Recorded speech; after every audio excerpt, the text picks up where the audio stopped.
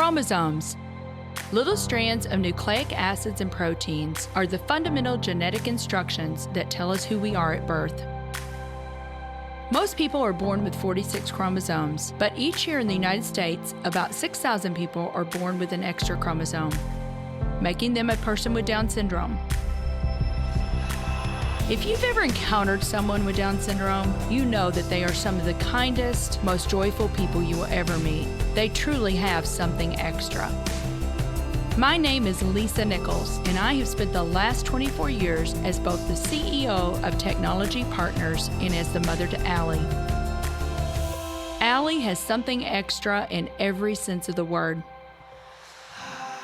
I have been blessed to be by her side as she impacts everyone she meets. Through these two important roles as CEO and mother to Allie, I have witnessed countless life lessons that have fundamentally changed the way I look at the world.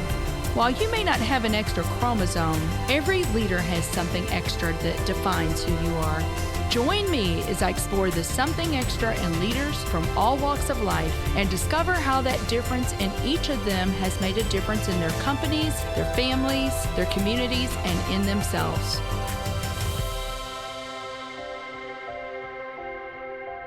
I'm excited to have Patricia Asp on the show today. Patricia is the founder and principal of Aspire, which is dedicated to preserving the goodness of companies through defining and codifying core values. If you like this episode today, please go to Apple Podcasts or wherever you listen and leave us a 5-star rating. So, Pat, I am so delighted that we could make this work today. And thank you. Huge shout out to our friend Mark Whitaker. I always want to let people know you never know who is on the other side of a connection. Yeah. Our mutual friend Mark said the two of you need to know one another, and he was right.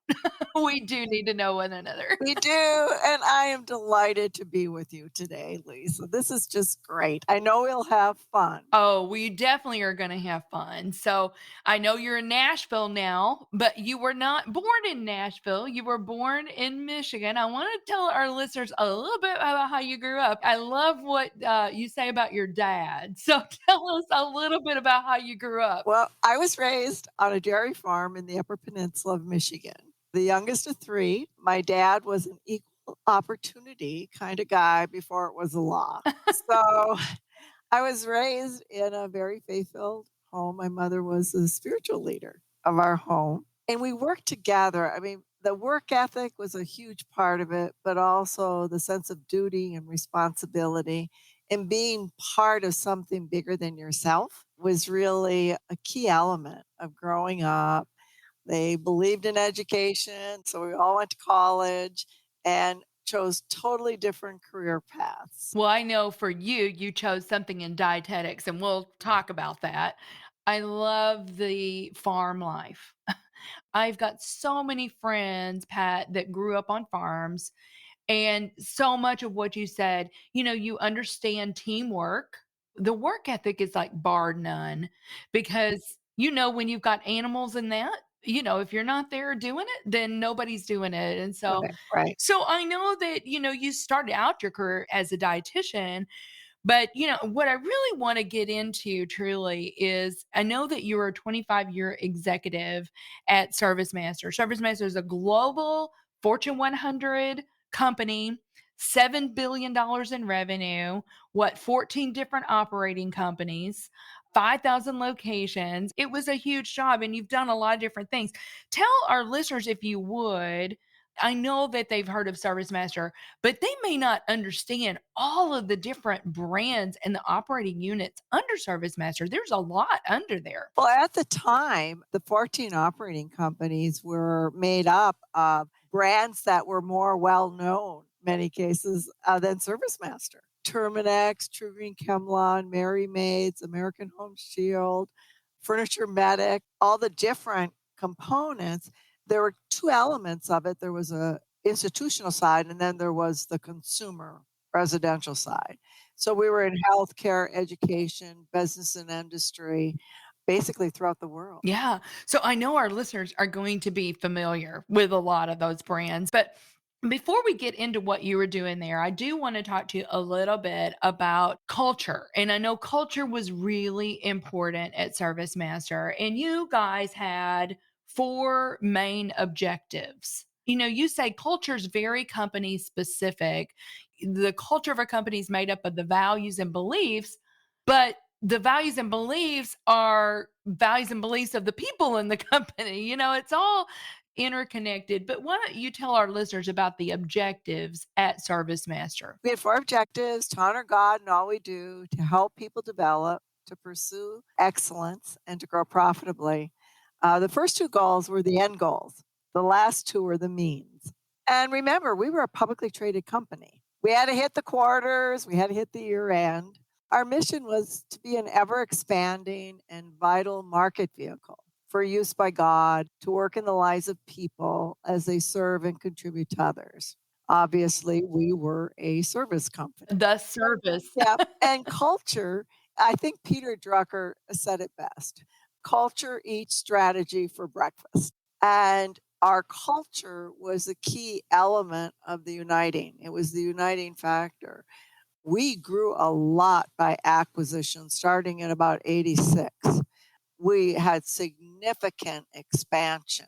And so when we think of culture, that's one of the key areas of culture vulnerability is rapid growth. And the thing that you say about this, Pat, is these are not mutually exclusive. Right. You can't decide one day, well, we're going to honor God today and forget about profit.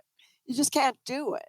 Or we're going to pursue excellence and forget about developing people. So, and they weren't a shield to hide behind.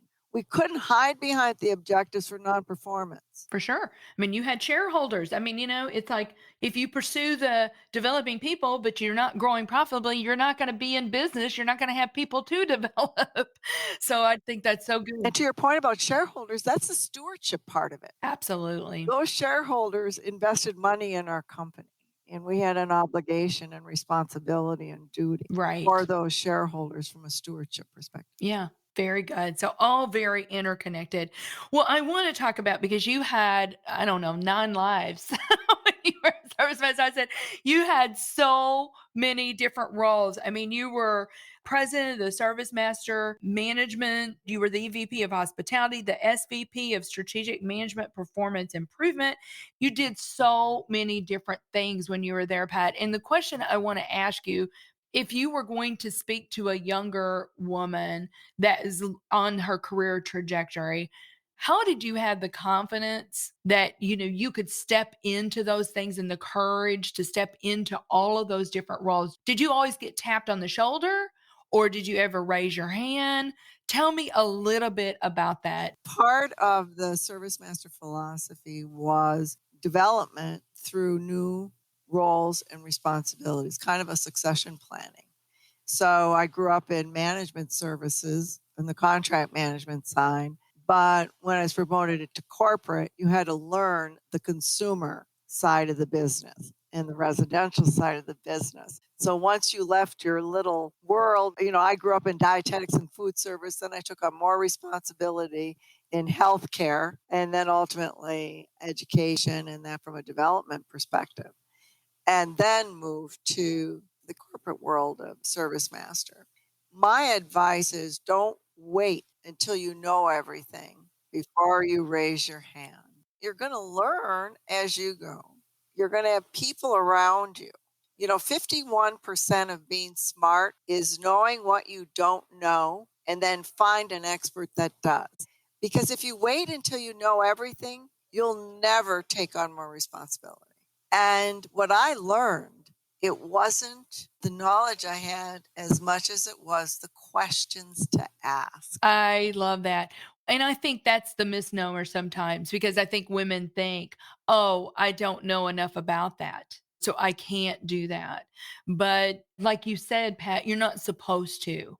So that is something I definitely want to get into because I know that you are a person that asks great questions. And so I want to talk about that more. But, as we talk about culture and, technology partners, we have core values. But here's what you say: core values cannot be measured or observed, behaviors can. So you have to map behaviors to the core values. And you say you have to have your behaviors hardwired into your performance reviews, into your hiring decisions, all of those things. And you'd mentioned Peter Drucker before, and I know that you're a Drucker student. And one of his famous quotes is, "You can't manage what you can't measure." Right. So you have to have something measurable. And you say behaviors are the thing that are measurable. So can you just talk about in a practical way, if you were consulting with technology partners right now, how would you tell us to make sure that these behaviors, how would you map those back? And that may help our listeners as they're thinking through this. One of the things that we need to recognize as leaders when we want to preserve our culture is, how do we really know it's even at risk? And usually there are three areas of vulnerability: rapid growth, succession planning, leadership change, or mergers, acquisitions, and divestitures. So those are kind of those vulnerability times we need to be highly aware of it as we've grown. Now, we have values. The interesting thing about values, if you do not put operational definitions to those values, everybody's thinking a different thing. So, what does servant leadership mean to you? Well, you go and talk to 5 people, you're going to get a different definition. What does trust mean? If we don't, as an organization, have an agreed upon operational definition of when we say trust, we mean it could be predictable, consistent behaviors in consideration of the common good.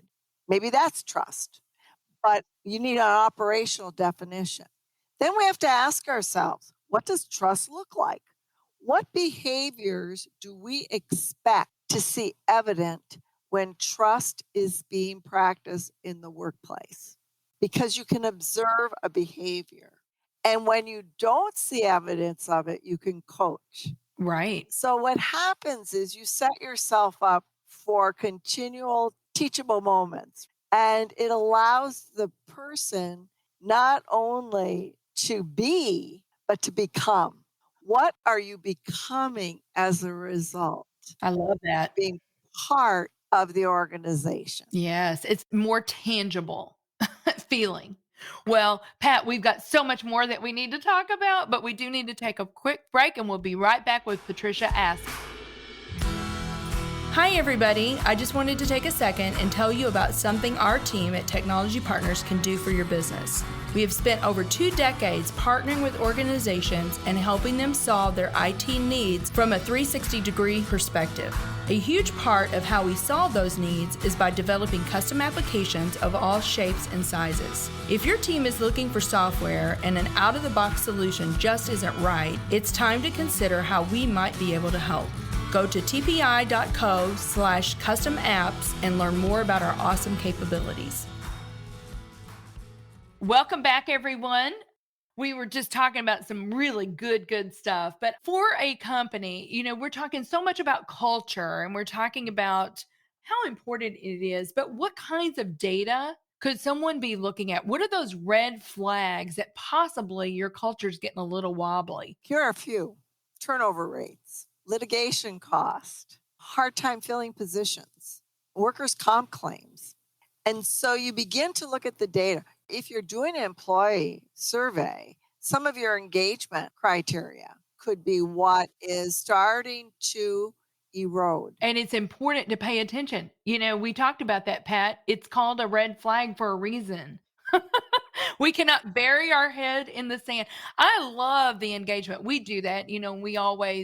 There's a third party that does the best places to work. And we always pay extra money to get the information back because we're like, we don't want to just know our score if there's any detractors at all, Right. From our net promoter score. We want to know what those are, what the people are saying so that we can fix it. But if you're not doing those assessments, it's really difficult to make adjustments when you don't really know how people are feeling about things. And it changes. When you think of the pandemic, mental health is probably the number one issue for people having gone through this very traumatic time. Yes. So when we look at engagement post that period of great isolation, and some people still are not back in the office. And guess what? Some people will never be back. It's true. Some people will choose to work remotely. And so we need to keep, really testing of where are we? Where are our people right now? Mhm. Because it changes. That's a great point. It's not a one and done. Right. Exactly. That is really good. So, we've talked about this a little bit, Pat, but why should we care? Why should we spend so much of our time and our energy and our resources around this subject? And you've got a great philosophy on this. Well, I believe marketplace has been my mission field forever. The marketplace and business leaders in the goodness of their organizations, the goodness of their companies are really making the difference. So, if we are going to unite at community, state, federal, global levels, it will be the culture that will unite us, and we can really be world changers. Yeah, I could not agree with you more. And if that is really the case, then we should put a great deal of emphasis on preserving that culture because if we don't, Right. it will go away and therefore the goodness. Right. And so this is why leaders really do need to put more emphasis on this. But you have something really that I love that you say about your heart, your mind, and your hands. Tell our listeners what you say about that. Frequently, when leaders are empathetic, compassionate leaders, they get labeled as they have a big heart. But we have a business to run, right? Right. Just because we're big of heart doesn't mean we're small of mind or slow of hand. And I think as leaders, it's same thing with our objectives of service master. They weren't mutually exclusive. But if we do not, as leaders, touch the hearts of our people, we will never unleash the full potential of that person. And when we speak in heart language and we believe in heart actions, people just want to get up and dance and are really jazzed, right? Can Yes. fly to the moon without a face mask because we've touched the very essence of who they are. Yeah, for sure. So, what are some practical ways, Pat, that you in your own personal leadership or that you saw a service master do that? I mean, how do you touch the heart of the employee? Just give us a few practical ways. Number one, no matter how big you are, use the person's name. A person's individual name is probably the most important thing to them. Right. Acknowledge. When you ask, how are you doing? Stick around long enough to hear the reply and look them in the eye and say, does the body language match the words coming out of their mouth? Sincerely care about people. There's the old adage, people don't care how much you know until they know how much you care. It's true. I agree. You know, Pat, that reminds me, I've got a good friend, Jeff Henderson. He was the CMO for Chick-fil-A, and he said he got to drive through it. And he said he was all prepared and thinking Truett was going to, talk about the company. And he said the whole time they were driving, all Truett did was ask him about his family. He just wanted to know all about his family. But, that was the kind of leader he was. So I could not agree with you more. I mean, these organizations are made up of people, human beings. Do not lose the humanness of being a human being. So good. And I know that you have a whole philosophy on diversity and inclusion. If you want to say one thing about that, and then we'll get into something extra. We'll go to Genesis. All people are created in the image and likeness of God, and therefore they have inherent value and worth and are to be treated with dignity and respect. All is capitalized. It's not some, clearly says all people. Right. And I know you and I have talked a little bit about success. And I said it all comes down to people. And what does success personally mean to you? Success for me is ensuring I've always have people at the ready for the next opportunity, and that I never go through the door alone, that I'm always taking someone with me. That's great words of advice. We need to be lifting each other up, pulling each other forward. So I love that. Well, Pat, let me ask you this. This is something extra. What do you believe is the something extra that every leader needs? To me, it's very simple.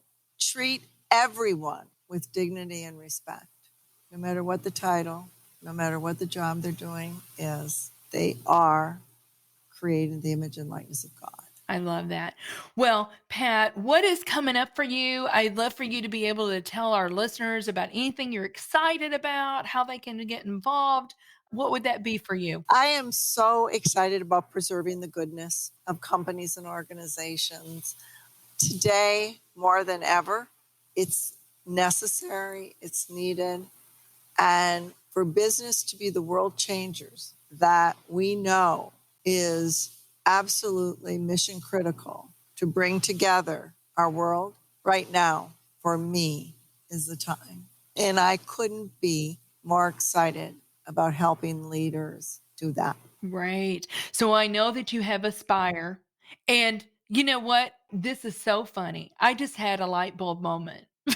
Pat, I think of aspirational goals and that. And I'm like, where? Because I know ASP is capitalized. And I'm like, now where does that come from? It's your last name. I just had a light bulb moment. So, Aspire Consulting, and this is to help clients align their purpose, culture, business strategy for growth and sustainability. And so, how would people find you if they want to learn more about Aspire? Just go to patriciaasp.com. There you go. Well, Patricia, thank you so much. This has been so much fun for me. And I know that you gave a lot of the good stuff away today. So thank you. Our listeners will thank you as well. Thank you, Lisa. This has been a delight. Thank you for listening to today's show. Something Extra with Lisa Nichols is a Technology Partners production. Copyright Technology Partners, Inc. 2019. For show notes or to reach Lisa, visit tpi.co/podcast. Don't forget to leave a review on Apple Podcasts, Google Play, or wherever you listen.